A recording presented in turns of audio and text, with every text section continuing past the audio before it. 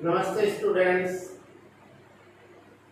देखो last video में अपन ने क्या पढ़ा था। अपन ने पढ़ा था कि जो परागण की जो विधियां हैं उन विधियों के बारे में पढ़ लिया था। परागण की जो विधियां होती हैं, पर परागण की विधियां हैं उन विधियों के बारे में, जैसे वायु के द्वारा परागण हो, कीट द्वारा परागण है, जल द्वारा परागण है, पक्षी द्वारा परागण है, चमगादड़ द्वारा परागण है। इन सब के बारे में अपन ने चर्चा कर ली थी। देखो आगे का आज नया टॉपिक मैं स्टार्ट करने जा रहा हूँ, तो ध्यान से सुनिएगा और अच्छे से समझिएगा ताकि आपको कोई दिक्कत ना हो। समझ रहे हो मेरी बात। आज का अपना टॉपिक रहेगा निषेचन।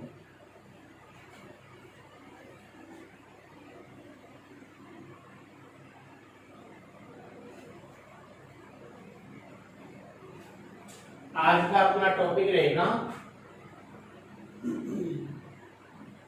निषेचन। अब देखो अपन ने जो पीछे का जहां तक पढ़ लिया ना, वो चीजें बार बार रिपीट होने वाली है, ताकि मैं दोबारा उनको रिपीट ना करके और आप साथ साथ समझ से जाना कि ये वाला पार्ट कहाँ होता है, इसमें क्या होता है। समझ रहे हो मेरी बात। अब देखो निषेचन की बात करें तो एक होता है नरयुग्मक, पहले भी बता चुका हूं आपको। एक होता है नरयुग्मक और एक होता है मादा युग्मक।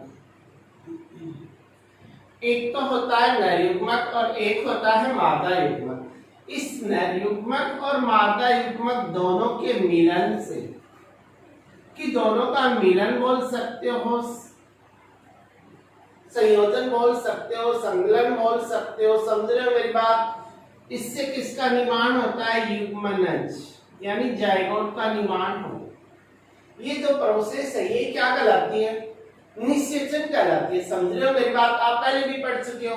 तो निषेचन क्या है कि नरयुग्मक और मादा युग्मक के मिलन से युग्मनज बनना ही क्या कहलाता है? निषेचन कहलाता है। समझ रहे हो मेरी बात कि नरयुग्मक और मादा युग्मक दोनों के मिलन से द्विगुणित युग्मनज बनना ही क्या कहलाएगा? निषेचन कहलाएगा। समझ गए। अब ये जो निषेचन की जो प्रक्रिया है, देखो इस प्रक्रिया को समझने के लिए अपन दो बिंदुओं पे चर्चा करें। अपन ने कल परागण के बारे में तो पढ़ ही लिया था। पिछले वीडियो में अपन ने परागण के बारे में पढ़ लिया था कि परागण क्या होता है, कितने टाइप का होता है, कितनी विधियों से होता है। अब देखो परागण होने के बाद आगे की प्रोसेस क्या होगी कि एक तो होगा कि पराग कणों का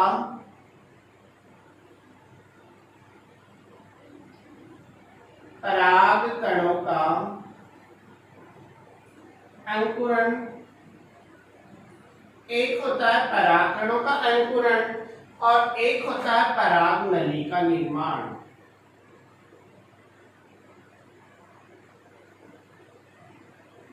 पराग नली का निर्माण, परागकणों का अंकुरण और पराग नली का निर्माण। अब देखो ध्यान से देखिएगा, जैसे अपन एक डायग्राम के द्वारा इस पूरी प्रोसेस को समझें।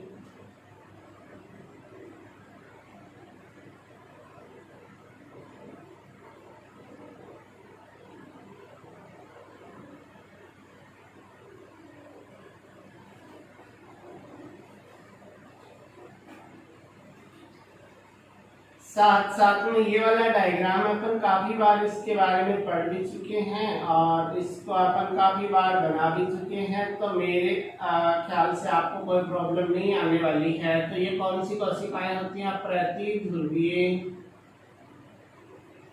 प्रतिध्रुवीय कोशिकाएं। कौन सी कोशिकाएं होती हैं? प्रतिध्रुवीय कोशिकाएं।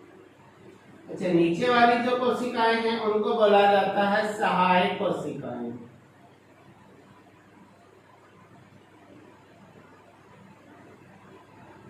ये ऊपर वाली जो कोशिका है इसको बोला जाता है अंड कोशिका और इसको बोला जाता है द्वितीय केंद्रक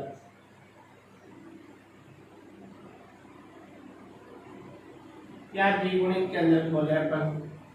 अब देखो कि ये वाला जो डायग्राम होता है ये इस प्रकार बना होता है। ये इसका आवरण है।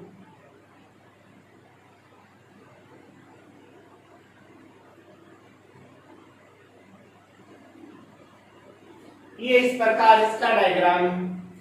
अब देखो कि ये ऊपर वाला जो पार्ट है इसको बोला जाता है वर्तिकाग्र। क्या बोलते हैं अपन? वर्तिकाग्र। और ये जो नलिकाकार संरचना दिखाई दे रही है इसको बोलते हैं वर्तिका। और ये इसका डायग्राम है। अब देखो ध्यान से कि जब ये परागकण यहाँ गिर गए थे, ये है परागकण, तो इस प्रक्रिया को बोला जा रहा था परागण। क्या बोल रहे थे? परागण, जिसके बारे में अपन पहले पढ़ चुके कि परागण क्या है, कि पराग कणों का वर्तिकाग्र पे गिरना ही क्या होगा? परागण होगा। समझ रहे हो? अब परागण होने के बाद यहाँ पर ये जो परागकण था, परागकण की संरचना भी आप पहले पढ़ चुके हो कि परागकण की जो संरचना होती है उसके दो आवरण होते हैं। बाहर वाले आवरण को अपन बोलते हैं बाह्य चोल, अंदर वाले को बोलते हैं अंतःचोल। पढ़ चुके हो ना? अब देखो कि बाह्य जो चोल होता है, इस चोल के ऊपर क्या होते हैं? छोटे छोटे छिद्र होते हैं। क्या होंगे? इस पे छोटे छोटे छिद्र होते हैं। इन छिद्रों को बोला जाता है जनन छिद्र। क्या बोलते हो? जनन छिद्र। फिर ये भी याद होगा कि इसमें दो प्रकार की कोशिकाएं थी, एक कायी कोशिका और एक जनन कोशिका। स्ट्रक्चर अगर आपको याद हो संरचना की परागकण की तो समझ रहे हो ना? अब देखो कि परागकणों का अंकुरण। अपन बोले कि परागण क्रिया होने के बाद परागकण का वर्तिकाग्र की सतह पर क्या होता है? अंकुरण होता है। क्या होगा? अंकुरण। अब देखो ये अंकुरण होता कैसे है कि जब ये परागकण यहाँ गिर जाएगा वर्तिकाग्र की सतह पर, तो इस वर्तिकाग्र की सतह से कुछ पदार्थों का क्या होता है? स्त्राव होता है। कौन कौन से पदार्थों का स्त्राव होता है? एक तो वसा का स्त्राव होता है इस वाले पार्ट से, एक शर्करा का स्त्राव होता है और एक होता है रेजिन का स्त्राव। समझ रहे हो मेरी बात? ये जो पदार्थ है ये वर्तिकाग्र जो है इस वर्तिकाग्र की सतह से स्त्रावित होंगे कि परागकणों को क्या होना है? अंकुरित होना है। परागकणों को अंकुरित करने के लिए ये पदार्थ निकलते हैं। समझे मेरी बात? तब क्या बोल रहे थे कि जब ये परागकण इस पे गिर जाएगा तो परागण की क्रिया हो जाएगी। परागण की क्रिया होने के बाद वर्तिकाग्र की सतह से वसा है, शर्करा है, रेजिन है, इन पदार्थों का होता है स्त्रावण। और ये जो पदार्थ है ये परागकणों को अंकुरण के लिए क्या करते हैं? प्रेरित करते हैं कि परागकणों को अंकुरित होना है। तो परागकणों को अंकुरण के लिए क्या करते हैं? ये प्रेरित करते हैं। समझ रहे हो ना मेरी बात? अब ये जो परागकण यहाँ पे गिरा इसका होगा अंकुरण। अब देखो अंकुरण होगा तो ये जनन छिद्र वाला जो पार्ट है इस पार्ट से क्या निकलेगी? एक नलिकाकार संरचना निकलेगी। उस संरचना को बोला जाता है पराग नलिका। कौन सी नलिका बोलते हैं? पराग नलिका। और ये नलिका निकलती किससे है? ये निकलती है कायी कोशिका से। कौन सी कोशिका से?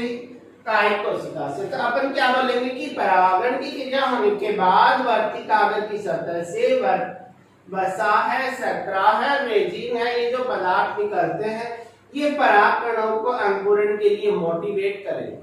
तो परागकणों का क्या होगा? वर्तिकाग्र पे अंकुरण होगा।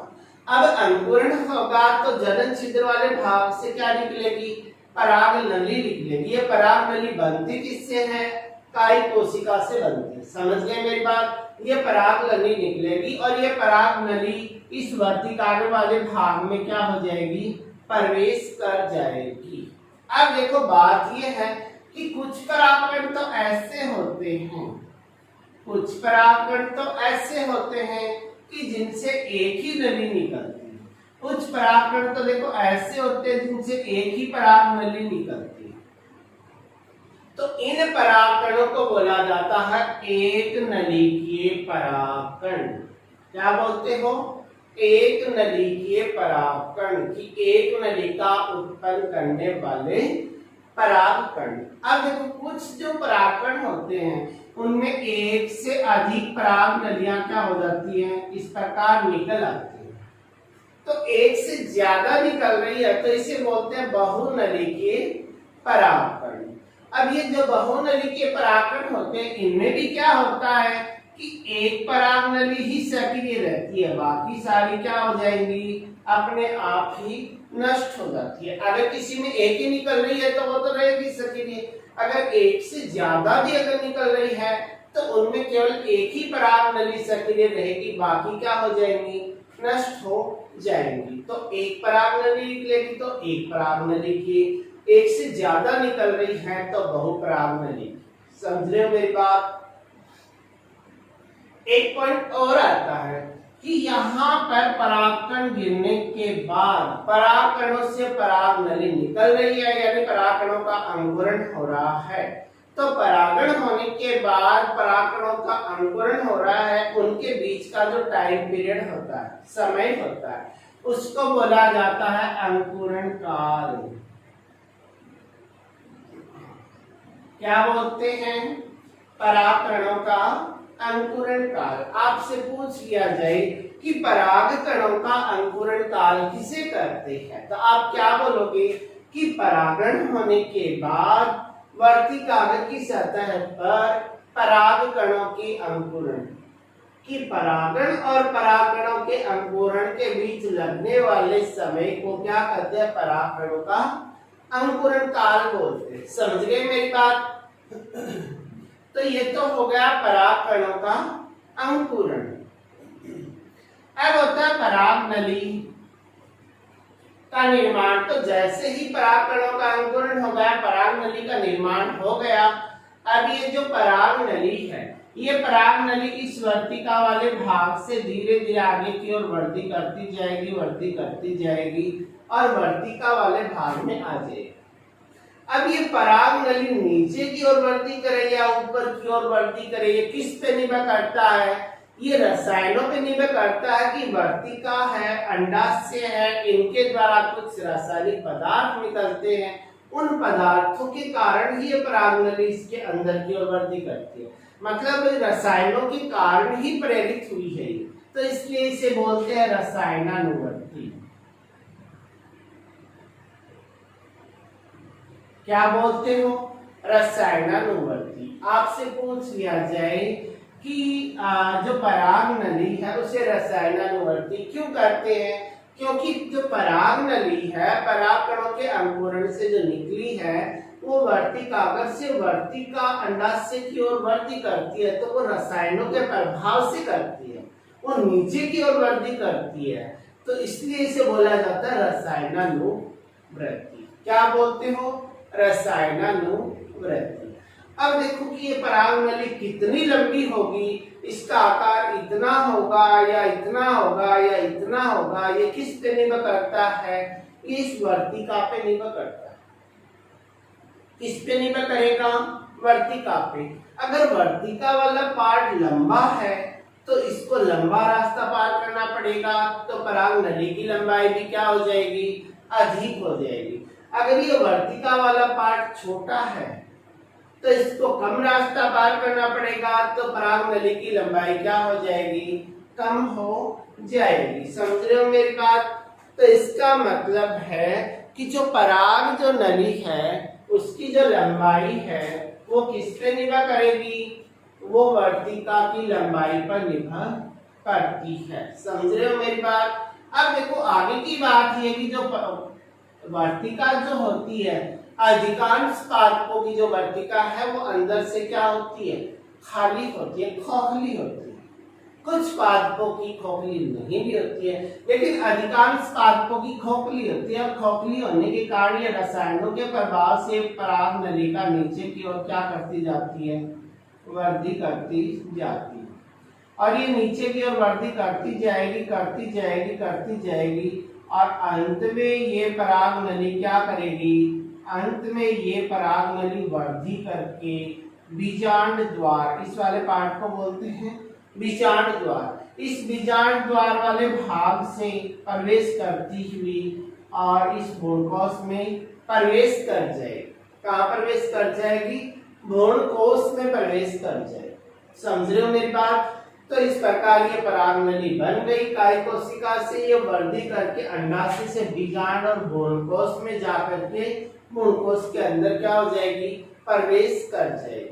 तो ये प्रोसेस तो थी अपनी कौन सी, निषेचन की प्रोसेस। इसका मतलब मुझे लगा कि शायद आपको अच्छे से समझ में ये पराग निषेचन की प्रक्रिया है वो अच्छे से समझ में आ गई होगी। समझ रहे हो ना मेरी बात। अब देखो अपन आगे की बात करें कि ये पराग नली का निर्माण, अंकुरण भी हो गया, इसका निर्माण तो अंकुरण के दौरान ही हो गया था, इसकी क्या हो गई, वृद्धि भी हो गई। ये दोनों पॉइंट अपन ने पढ़ लिए। एक बार रिपीट कर दूं कि निषेचन नर युग्मक और मादा युग्मक का मिलन ही क्या है, निषेचन है। इसकी प्रक्रिया दो शिस्तों में अपन पढ़ेंगे। एक परागकणों का अंकुरण, पराग नली की वृद्धि, परागकणों का अंकुरण की बात करें तो परागण होने के बाद वर्ती कागज की सतह से कुछ पदार्थ निकलते हैं, इनके प्रभाव से परागकण अंकुरित हो जाते हैं। परागकण के अंकुरित होने से जनन छिद्र वाले भाग से पराग नली निकलती है। ये पराग नली बनती कहाँ से है, कायिक कोशिका से बनती है और ये वृद्धि करके इस वर्तिकाग्र वाले भाग में आ जाती है। कुछ प्लांट ऐसे होते हैं जिनमें एक नली निकलती है तो एक नली के परागकण बोल देंगे। कुछ में एक से ज्यादा भी बन जाती है तो बहुनली के परागकण बोल देंगे। अगर एक से ज्यादा निकल रहे हैं तो बाकी नष्ट होकर एक में शेष रहती है। अब परागण होने से लेकर परागकणों के अंकुरण के बीच का जो समय काल है उसे बोला जाता है परागकणों का अंकुरण काल। ये भी अपन ने पढ़ लिया। अब देखो आगे की बात है कि पराग नली वृद्धि कैसे करती है कि वर्तिकाग्र से पराग नली वर्तिका में प्रवेश करती है। अब वर्तिका अगर लंबी है तो पराग नली भी लंबी होगी, वर्तिका अगर छोटी है तो पराग नली भी क्या होगी, छोटी होगी। तो मतलब है कि पराग जो नली है उसकी लंबाई किस पे निर्भर करेगी, वर्तिका की लंबाई पे निर्भर करेगी। समझ गए मेरी बात। अब ये जो पराग नली है ऊपर की ओर जाएगी या नीचे की ओर आएगी, ये किस पे निर्भर करेगा, ये रसायनों पे निर्भर करता है कि यहाँ से जो रसायन पदार्थ निकलते हैं उनके प्रभाव से ही वो नीचे की ओर क्या करती है, वृद्धि करती है। इसलिए इस पराग नली को बोलते हैं रसायनानुवृत्ति। अब जो वर्तिका होती है, अधिकांश जो प्लांट होते हैं उनकी वर्तिका खोखली होती है। अब वर्तिका अगर खोखली है तो पराग नली आसानी से अंदर वृद्धि कर जाएगी। वो वृद्धि करती करती अंत में कहाँ आएगी, अंडाशय में गई, अंडाशय से बीजांड में गई और बीजांड में बीजांड द्वार वाले भाग से भ्रूणकोश में प्रवेश कर जाएगी। समझ गए मेरी बात। इस प्रकार ये निषेचन वाली प्रोसेस हुई है। अब देखो आगे की प्रोसेस क्या होती है कि सब निषेचन के ही पार्ट होंगे। अब ये जो पराग नली है वो पराग नली से बीजांड वाले भाग में प्रवेश तो कर गई। अब ये बीजांड वाले भाग में प्रवेश कर गई तो ये भी तीन प्रकार से प्रवेश करती है। कितने प्रकार से प्रवेश करती है, तीन प्रकार से। कि बीजांड में पराग नली,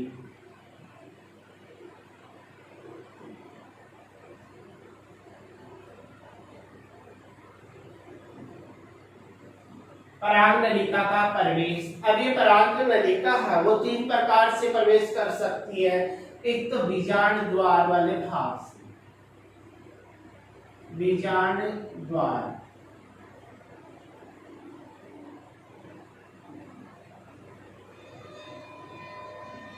एक होता है निभागीय प्रवेश और एक होता अध्यावरणीय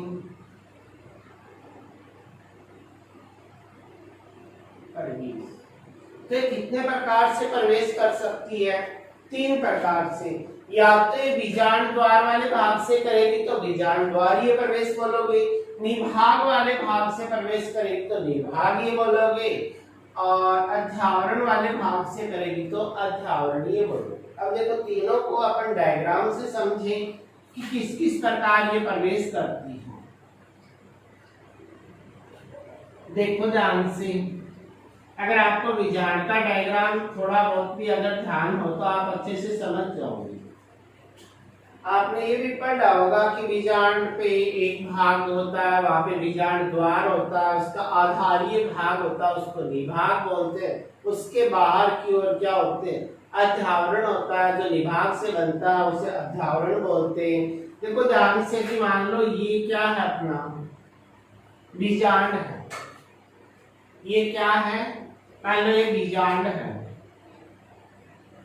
मिटा देता हूं मैं यहां से, ये बीजांड है मान लो, ये दो साइड कोशिका एंड कोशिका, ये दो ध्रुवीय कोशिकाएं और ये केंद्रक है, इस प्रकार से।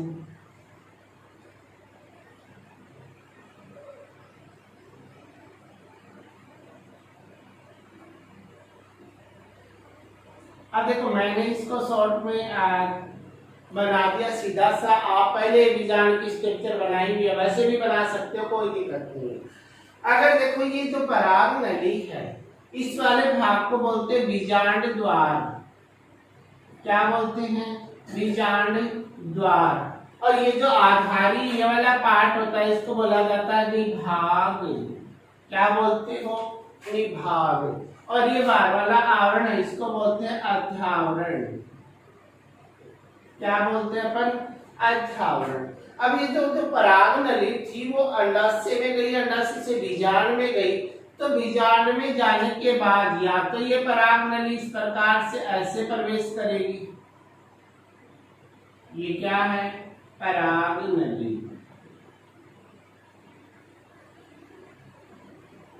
पराग नली का या तो ये इधर से प्रवेश करेगी, तो ये कहां से प्रवेश कर रही है, बीजांड द्वार से। और बीजांड द्वार से कर रही है, इसलिए इसे बोलते हैं बीजांड द्वारीय प्रवेश।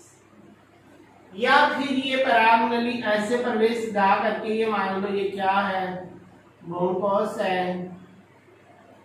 ये इसके बाहर की ओर इसका अध्यावरण बना हुआ है।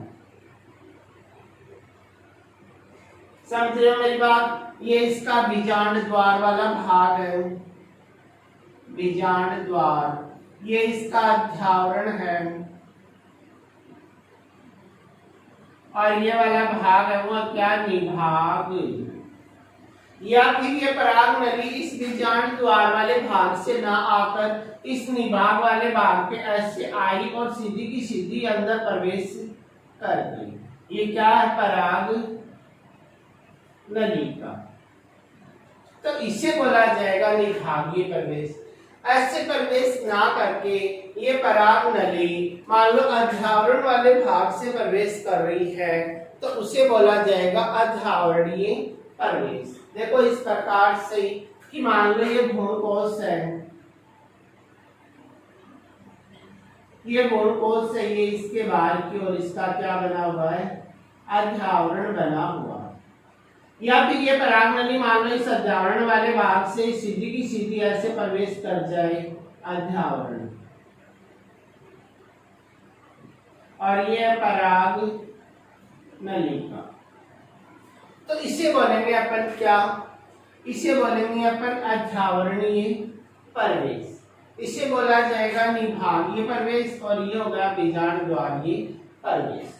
समझते हैं मेरी बात। तो पराग जो नलिका है वो भ्रूणकोश में प्रवेश करती है या बीजांड में जो प्रवेश करती है, तो कितने प्रकार से कर सकती है, 3 प्रकार से।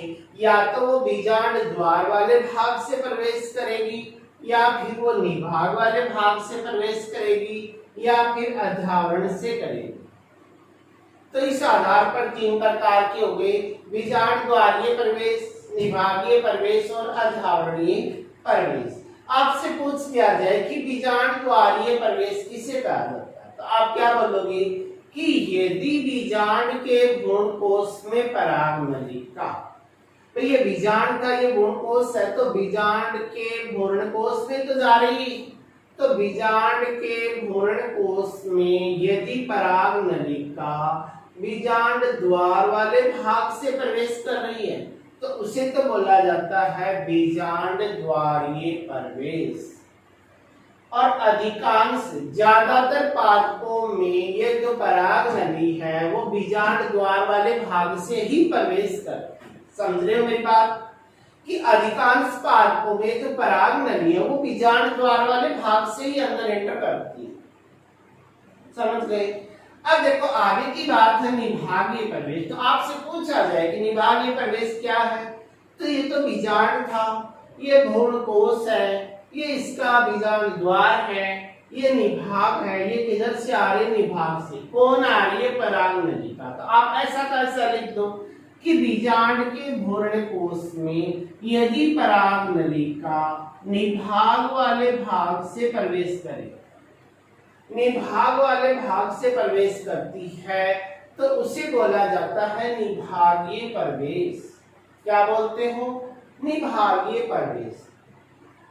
अगला पॉइंट अपना आता अध्यावरणीय प्रवेश। अब अध्यावरणीय प्रवेश के बारे में देखो, ये तो बीजांड द्वार था, क्या था, बीजांड द्वार, और ये वाला पार्ट इसका निभाग था, और ये बाहर की ओर इस पे क्या बना हुआ है, अध्यावरण बना हुआ है। अब देखो कि इस अध्यावरणीय प्रवेश को अगर अपन डेफिनेशन के रूप में परिभाषित करें तो देखो आप कैसे करोगे कि यदि भ्रूण जो बीजांड के भ्रूणकोश में पराग नलिका अध्यावरण वाले भाग से प्रवेश करती है तो उसे बोला जाता है अध्यावरणीय प्रवेश। समझ रहे मेरी बात कि अगर अध्यावरण वाले भाग से प्रवेश कर रही है तो उसे बोला जाता है अध्यावरणीय प्रवेश। समझ गए मेरी बात। तो अपन ने 3 प्रकार की पराग नलिका का भ्रूणकोश में प्रवेश कर लिया। आपसे पूछा जाए कि पुष्पीय पादपों में भ्रूणकोश के अंदर जो पराग नलिका है वो कितने प्रकार से प्रवेश कर सकती है, तो 3, या बीजांड द्वारीय प्रवेश, निभागीय और अध्यावरणीय। अगर पराग नलिका बीजांड द्वार वाले भाग से जा रही तो बीजांड द्वारीय प्रवेश, निभाग वाले भाग से आ रही तो निभागीय प्रवेश, अध्यावरण वाले भाग से आ रही तो अध्यावरणीय प्रवेश कहा जाएगा। समझ रहे हो मेरी बात। तो ये हुआ आपका पराग नलिका का प्रवेश कंप्लीट। अब देखो आगे का अपन टॉपिक स्टार्ट करें तो अपन ने देखो पीछे क्या क्या पढ़ लिया, निषेचन की परिभाषा के बारे में पढ़ लिया, ये पढ़ लिया कि परागकणों का अंकुरण कैसे होता है, पराग नलिका की वृद्धि कैसे होती है, वो इस पे प्रवेश कैसे करती है। अब यहाँ तक प्रवेश कर गई। अब देखो यहाँ इससे आगे की जो प्रोसेस है ये इसके अंदर जाएगी, अंदर जाके क्या करेगी, कैसे भ्रूणकोश बनेगा, कैसे भ्रूण बनेगा, कैसे बीज बनेगा, कैसे फल बनेगा, ये पूरी प्रोसेस पढ़ेंगे तब जाके अपना चैप्टर कंप्लीट होगा। समझ रहे हो मेरी बात। तो ये अपना टॉपिक कंप्लीट हुआ, अपना समय आपसे विदाई लेने का हो चुका है। तो अब हम आपसे विदाई लेते हैं। तो आप अच्छे से वीडियो को सुनिएगा, पढ़िएगा। Okay bye.